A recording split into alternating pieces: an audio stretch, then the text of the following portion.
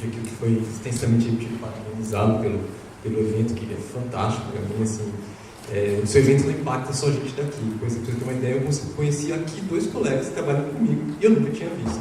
Então é uma coisa legal. Assim, lá de São Paulo a gente vai encontrar no evento aqui, então é uma coisa muito legal. Você continue com isso, porque muitos parabéns, foi um evento muito, muito impactante. Eu vou falar sobre. Deixa eu só. Como que passa esse aqui? Tá bom. Eu vou falar sobre o papel do PET-CT, na verdade mais o PET-CT com o FDG, o melanoma frente à imunoterapia. Não tem nenhum conflito de interesse nessa apresentação. Esse tema é um tema que a gente sente que agora a poeira está baixando. Veio quando surgiu a imunoterapia e o PET já vinha num crescente de uso para melanoma, a gente ficou numa posição meio atordoada. Poxa, agora a gente não tem como mais avaliar esses pacientes, as respostas são totalmente paradoxais, a gente não sabe se dá um laudo que progrediu, se aumentou, se diminuiu. O oncologista ficava mais confuso que a gente ainda, porque a gente não tinha capacidade de dar um norte para ele. Mas agora a gente sente que está numa época que ainda a gente não sabe, a palavra que resume talvez ainda é curva de aprendizagem, mas a gente ainda está numa etapa que a gente já começa a ver algumas perspectivas. Bom, introdução, a gente sabe que a capacidade de sair da célula, escapar da resposta imune é um dos novos hallmarks do câncer, já famosos hallmarks do câncer. E todas essas vias em qual a célula pode escapar, os immune checkpoints, todas essas estratégias que o tumor usa para escapar dessas respostas, são agora alvo de muita pesquisa, visto que já foi falado aqui pelos colegas que me precederam, da importância da imunoterapia. Aqui também não vou entrar em muitos detalhes, só que já foi explicado, o linfócito T, que é o ator central dessa história toda, ele tem várias vias que podem ser inibidas ou estimuladas, e pode levar a reações tanto no linfonodo quanto no tumor, levando aos diferentes tipos de drogas inibitórias do checkpoint imune. Uma característica importante quando a gente estuda essas lesões que sofreram essas respostas imunes o que acontece? Por que a gente tem tanta dificuldade de avaliar essas respostas? O que acontece nos exames de PET-CT? E a histologia começa a dar umas pistas, ou seja, a gente começa a ver, por exemplo, nesse caso, um paciente com uma metástase pulmonar de melanoma tratada com ipilimumab, você vê que você tem áreas de necrose, né? Aqui, e aí um infiltrado linfocitário. Por que isso aqui, nessa correlação importante com o PET-CT, que a gente avalia todo dia? Só para colocar uma contextualização, o FDG é um radiofármaco que também é utilizado em outras práticas para avaliar a inflamação. E dentro da medicina nuclear a gente tem inúmeras possibilidades no microambiente inflamatório de ter alvos para fazer estudos de imagem molecular. Lembrando que uma característica central é que as células inflamatórias elas expressam GNUT. Então, esses receptores eles vão ser tanto úteis para a gente, eu vou mostrar daqui mais para frente, como vão se tornar um problema também. Mas esse conceito de que a gente tem esses receptores no microambiente inflamatório é muito importante. Porque mesmo no contexto da imunoterapia, os linfócitos T, por exemplo, eles têm receptor GNUT. E o próprio processo de ativação deles e migração para o sítio tumoral é dependente de glicólise. Então isso naturalmente aumenta a captação de FDG. Lembrando que o microambiente tumoral, por ter pH baixo, é um ambiente rico para que isso aconteça. Só de estudo de imunohistoquímica, a gente vendo, você pode ter expressão de GNUT1 e GNUT3 em células neoplásicas, mas também em células inflamatórias. Então, como eu já disse, isso vai ter um lado bom e um lado ruim que a gente vai explorar daqui a pouco. Bom, a primeira etapa é a seguinte, avaliação de resposta. Esse é o assunto central. Eu dividi em 2 assuntos principais, mas a avaliação de resposta é o assunto central. Tudo que vai para frente no PET, ou mesmo na imagem, de um modo geral, isso é de critério. O que a gente faz na cabeça, um colega faz assim, outro acha assim, isso é importante, mas critério de padronização é sempre importante. Na questão da imunoterapia, também a gente vê que vem surgindo alguns critérios. Teve o RECIST, depois do RECIST 1.1, teve o IRRC e o IRECIST. Ou seja, para não entrar em detalhes de cada um aqui, quando você tem muitas variáveis, isso significa que nenhuma delas está funcionando a contento. Mas, teoricamente, o IRECIST é aquela última que tem dado dados mais robustos. A grande novidade desse critério, para sumarizar o que está nesse quadro, é o seguinte: é você ter a confirmação da doença que está progredindo. Você ter a situação que a doença, a confirmação da doença, tanto no IRC como no IRCIST, você precisa de confirmar uma progressão. Então, uma progressão geralmente não é progressão automaticamente quando você vê um exame morfológico, né, principalmente. Uma tomografia ou uma ressonância. E aqui uma coisa interessante, que isso faz parte da prática clínica, mas o IRCIST contempla isso. A estabilidade clínica entra na jogada, ou seja, a impressão, você conversa com o oncologista e fala, poxa, o paciente está bem, aumentou, mas eu vou seguir porque o paciente está bem. O oncologista ele tem esse feeling, às vezes aumenta um pouquinho, ele chega para você e fala, olha, está piorando, isso aí não é pseudoprogressão, como eu falo para frente, mas, e ao contrário, às vezes ele, se sente que aumentou um pouquinho, ele fala, o paciente está bem. Então isso agora é contemplado. Os critérios morfológicos, as novidades também, se baseiam que você agora tem que comparar exames não só com o exame anterior, mas com o exame baseline, principalmente nessa situação de resposta não confirmada. Então, ou seja, você tem uma tomografia, uma ressonância, a lesão aumentou, você vai comparar com a lesão baseline, para saber se ela aumentou mesmo, ou se diminuiu. Você compara se está estável, depois de uma nova avaliação, você vai comparar com a lesão baseline. O que está incluso aqui? Ou seja, você tem que ter mais de uma avaliação. Então, agora, uma avaliação que você fazia de resposta, ela tende a se transformar em 2 avaliações. Você aumentar a sua amostragem temporal de avaliações para chegar numa resposta mais precisa. E daí, depois, partindo disso, o que aconteceu? Se criaram critérios de resposta com o PET-FDG. O IRCIST 1.1 já contempla o FDG, a captação, mas esses outros critérios também, mas sem entrar em muitos detalhes, é sempre assim, quanto que é um aumento que te leva a falar que aquele doente respondeu ou está progredindo. Né? As 4 categorias de resposta metabólica completa, parcial, doença estável e progressão são as mesmas, mas algumas levam em consideração a carga tumoral, o aumento principalmente da captação do SUV ou do SUV baseado em massa magra, mas é basicamente destrinchar a carga tumoral. Especificamente no FDG, em 2017, o grupo de Heidelberg, da Alemanha, eles bolaram um critério chamado PERSINT. É um critério que é de avaliação de resposta para a imunoterapia específica no PET. Né? Quando eu estou falando PET aqui, é o PET com FDG. Pacientes com melanoma metastático, já se sabia na literatura que a avaliação de SUV per si, por conta de todas essas questões inflamatórias, não é muito confiável, apesar de que os SUV mais altos tendem a ser doença em atividade, isso numa média. Né? A maior predição de resposta que se tem são novas lesões, ao invés do que é intuitivo também em relação ao aumento das lesões pré-existentes, e principalmente o tamanho das lesões. Eles estabeleceram aqui um conceito de diâmetro funcional, ou seja, a gente está acostumado a medir tamanho de linfonodo em tomografia e ressonância. Isso aqui é como se fosse, guardado as devidas proporções, o tamanho da captação. Eles têm um método para medir isso, é um conceito que é novo, não existia antes. Isso é validado na corte deles, mas ainda assim a gente tem que tomar cuidado, porque é um número pequeno de pacientes de um único centro, só para melanomas, sendo que imunoterapia se faz em muitos outros tumores, e apenas com ipilimumab. Como foi falado aqui, as características da droga podem ser muito diferentes. Então, a gente começa a ter desafios. Você vê esses pacientes com melanoma, que você muda várias vezes a terapia para droga-alvo, para imunoterapia, esses pacientes vão desenvolver, primeiro que eles fazem segmentos longos, as sobrevidas têm aumentado, as mudanças de terapia são frequentes, você vai começar a criar padrões inflamatórios, como eu já expliquei, aqui você vê um sinal de inflamação, ativação do baço, por exemplo. O custo do tratamento não é baixo, e outra questão que a gente tem que sempre levar é o custo dos exames. Olha o tanto de PET que esse paciente fez. Quem está na prática clínica sabe a dificuldade de conseguir um exame de PET-CT. Agora, a tendência é a gente começar a fazer mais exames, a gente tem que lembrar disso aí também. Então, esse paciente aqui, trouxe alguns casos para exemplificar. Um paciente de 54 anos, com melanoma ulcerado cervical, foi diagnosticado esse nódulo pulmonar, no lobo inferior direito, biopsiada essa lesão, melanoma metastático, né, uma recorrência à distância. Foi iniciada a terapia com nivolumab. 2 meses após o nivolumab, esse SUV que era de 4.4 foi para 11. Aí a gente sempre fica naquela história, isso é uma pseudoprogressão, isso é... O oncologista normalmente já fala, poxa, a gente na medicina nuclear no começo achava que existia mais essa entidade de pseudoprogressão, mas a gente criou um modelo de máscara, inclusive no hospital, para prever essa situação.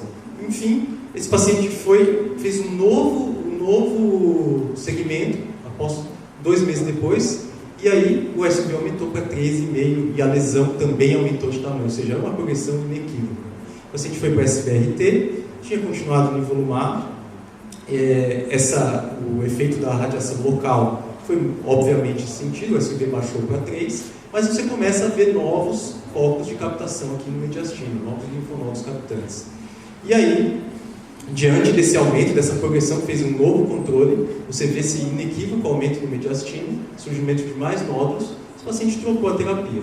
Esse paciente depois foi visto que ele tinha uma mutação de BRAF, foi entrado com a droga-alvo, e já no primeiro controle com a droga-alvo, você vê que a doença zerou, que foi explicado aqui pelo Federico, a resposta tem que ser rápida, e a resposta que realmente o PET-CT mostrou. A importância de correlacionar, lembrando que o exame de PET-CT, ou seja, surgiu essa captação, que é um padrão típico de alteração consolidativa pós-SBRT. Então, aqui só para... Era um paciente que é único, então é um paciente que progrediu, não teve dificuldade em nenhum momento de falar que esse paciente estava progredindo, né, e mostrar que logo depois da introdução da terapia da droga-alvo, que foi discutido aqui, o paciente vinha com imunoterapia, introduziu a droga-alvo, e o PET demonstrou muito bem a melhora e como isso se traduziu em imagem. Bom, um dos pontos centrais é a pseudoprogressão. Não vou entrar em detalhes por questão do tempo, mas a pseudoprogressão, que é levada por ativar, teoricamente, um aumento da atividade inflamatória peritumoral, vem sendo estudada, teoricamente, é um dos grandes medos que a gente tem de falar que os pacientes estão progredindo, tirar o tratamento a todo, o paciente poderia se beneficiar. Mas a gente já começa a ver dados na literatura que essa pseudoprogressão não excede 10% dos pacientes. Então, assim, apesar da maioria dos trabalhos não ter sido feito com FDG, e sim com critérios morfológicos, que seriam teoricamente menos influenciáveis pela inflamação, a gente começa a ver que isso não deve ser uma questão que a gente deva dar tanta importância. Acontece, e como que acontece? Eu vou dar umas dicas de quando vocês podem suspeitar mais ou menos de pseudoprogressão. Esse aqui é um paciente com melanoma cutâneo de alto risco, com uma recidiva local regional e linfonodal, um melanoma de membro inferior. A gente vê aqui as linfonodos inguinais. E esse paciente começou a fazer nivolumab. 2 meses depois do nivolumab, você via as 2 lesões e via uma outra lesão aqui inguinal mais superior, ainda inguinal superficial, um linfonodo subcentimétrico, suspeito para um acometimento metastático. Esse paciente, o oncologista falou, não, ele está indo bem, aquelas lesões não tinham aumentado, vamos seguir. E a gente também, com a nossa nova abordagem, deu um laudo como indeterminado. E depois do segmento, esse linfonodo diminuiu muito de tamanho e não só ele não captava mais, como nenhum dos outros 2 captavam. Então aqui é um caso de pseudoprogressão. A gente vê aqui no segmento desse paciente, ele não apresentou mais doença, vem apresentando sem doença, e começou a surgir algumas captações, principalmente captação em laço fibroma, os efeitos adversos que a gente vai ver. Aqui não é de melanoma, é só para exemplificar. Em pulmão, às vezes isso pode acontecer, é mais raro ainda, mas isso às vezes acontece também. Você tem um aumento transitório, depois não muda muito a morfologia, mas começa a mudar só depois, junto com a captação. Então, qual que são as dicas que eu daria para quem lida com isso, para quem faz isso na prática clínica? Primeiro, cuidado para avaliar só mudança de SUV. Sempre tem que tomar mais cuidado. O exame é o PET-CT, então leve em conta a informação morfológica. O surgimento de novas lesões, se for mais de 4, 5 lesões, geralmente está associado à progressão. É muito raro você ver pseudoprogressão nessa magnitude. E novas lesões grandes também aumentam muito a chance de progressão. Tem algumas pistas no exame de PET-CT. Então, voltando àquele contexto inflamatório, ou seja, se você vê um paciente com uma linfadenopatia sistêmica, inicialmente não batendo muito nos sítios de doença, eventos adversos inflamatórios, captação difusa do baço e medula óssea, que são marcadores de inflamação sistêmica, suspeite que pode ser que esse paciente tenha uma pseudoprogressão. Bom, quem faz os exames, os laudos, deve adaptá-los ao contexto da imunoterapia. E as informações que a gente, agora como especialista, tem que começar a saber também e discutir com nossos colegas oncologistas o esquema utilizado, o tempo de tratamento, ou seja, se já é uma avaliação mais tardia, que diminui a chance disso, ou sintomas atípicos que esse paciente possa estar apresentando.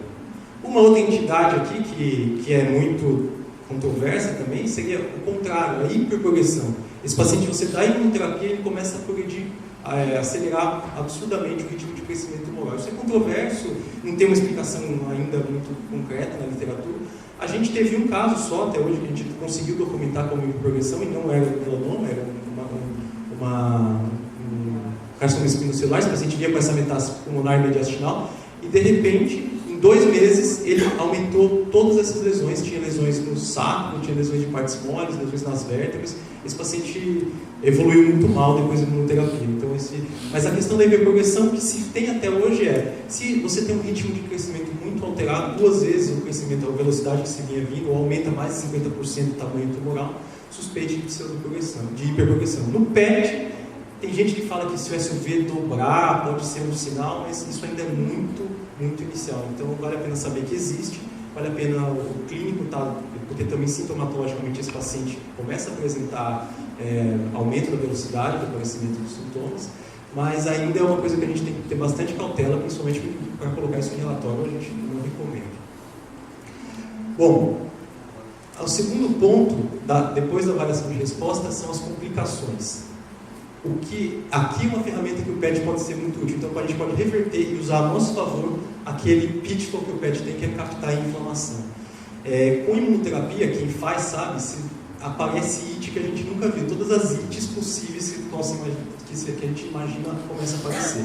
Então, desde hipófise, tireoide, pulmão, sintomas gastrointestinais, articulares, todos esses efeitos adversos podem aparecer. Os principais, a pneumonite, que a gente é o que mais vê, pode aparecer um padrão desde uma pneumonia organização, pneumonite intersticial, todas essas no componente de tomografia do PET-CT, desde um dano mais grave, alveolar, e a gente correlaciona isso com o achado morfológico. Então a gente vê aqui um paciente com tratamento com nivolumab, uma pneumonite inespecífica, discreta, e após a suspensão da droga, ou por algum outro motivo, às vezes não é suficiente para suspender, você vê a resolução desse quadro.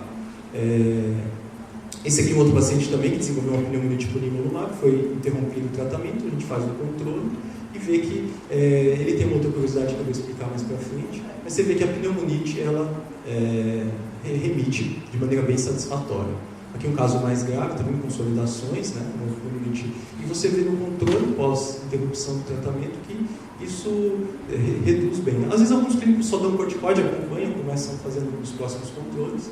Aqui um paciente que desenvolveu também melanoma metastática, uma pneumonite eosinofílica aqui, não existia nada aqui, apareceu de repente, com o resto tudo melhorou muito, a gente tem que ficar um pouco esperto com esse tipo de situação. Aqui um outro paciente também com uma pneumonite um pouco mais acentuada, 3 meses após o nivolumab. Também você pode ter endocrinopatias. Das endocrinopatias, as que a gente mais vê na prática, a gente via na época do nivolumab, a gente chegou a documentar uns 4, 5 casos. São as hipofisites. Você vê normalmente uma captação que, às vezes, você pode ver de maneira fisiológica, é difícil no exame de PET-CT diferenciar, mas você correlaciona com os sintomas do paciente.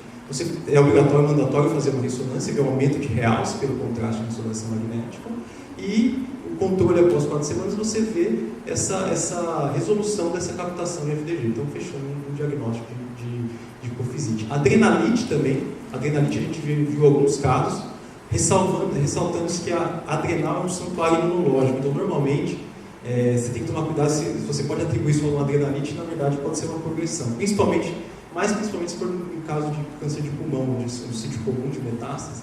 Então não é tão comum quanto parece a adrenalite por drogas, por imunoterapia. E no controle depois também a gente viu a normalização desse quadro. Bom, as manifestações gastrointestinais, essas são perigosas, podem acarretar o óbito potencial dos pacientes. Naquele mesmo paciente a gente viu uma captação focal, segmentar em gastrointestinais, são as que estão associadas a pior prognóstico, essas captações focais. Então quem está vendo o exame também tem que, às vezes, sair um pouco do radar oncológico e começar a triar complicação, porque muitas vezes a gente pega elas antes delas serem sintomáticas, então já vai avisar o colega e para ter essa questão. É muito comum a gente ver captação em colo. mas se você tem o segmento desse paciente começar a aparecer a captação de pólen, principalmente aqui é o ponto central. Você tem alteração morfológica, gordura do lado. Então esse achado é um achado típico de uma colite induzida por pembrolizumab. Tá? Músculo esquelético, a gente teve um caso dessa semana passada agora, um paciente que vinha tomando IP mais nivolumab, vinha bem, mas ele começou a se queixar de dor, e realmente a gente vê aqui o desenvolvimento de uma artrite induzida pela imunoterapia. É um quadro bem sintomático, foi a ressonância magnética também mostrando edema periarticular, sinais de sinovite, bursite. Tá? E uma reação também curiosa que acontece em muitos desses pacientes é a reação sarcóide. Você pode ter manifestações cutâneas, se forma granulomas sarcóides, esses pacientes, a reação sarcóide-like. E um dos pacientes que eu tinha mostrado a pneumonite, que resolveu, mas ele criou apareceu essas linfonodomegalias hilares mediastinais. É um sinal que a gente chama de lambda, né? Quando você tem esse padrão, a gente reconhece como um sinal do lambda, que nada mais é que linfonodomegalias paratraqueal e subcarinal, hilar pulmonar também. E aí foi feita a endoscopia, em função, por uma reação linfóide granulomatosa.